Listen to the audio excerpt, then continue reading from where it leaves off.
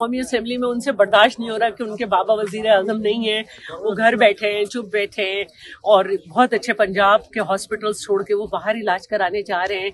तो वो चाह रही हैं कि अब पाकिस्तान जो थोड़ा सा बेहतरी की तरफ आ रहा है वजीर आजम शहबाज शरीफ की उसमें, तो किसी तरह उनके अब्बा आ जाए।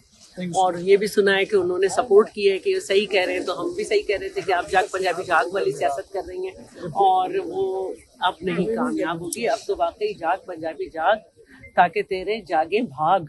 तो हम यही कहेंगे कि ये उनकी सियासत नाकाम हो गई है। मीडिया तो वो मैनेज कर सकती हैं, लेकिन जो साउथ पंजाब का जो लोगों का हाल है वो सब देख रहे हैं। और शुक्रिया करती हूँ वज़ीर आज़म का कि उन्होंने IMF को अपील की थी हमारे कहने पे कि आप दुनिया से अपील करें। IMF ने 389 बिलियन अप्रूव कर दिए हैं। उम्मीद है कि वज़ीर आला पंजाब इसमें से कुछ भी नहीं लेंगी।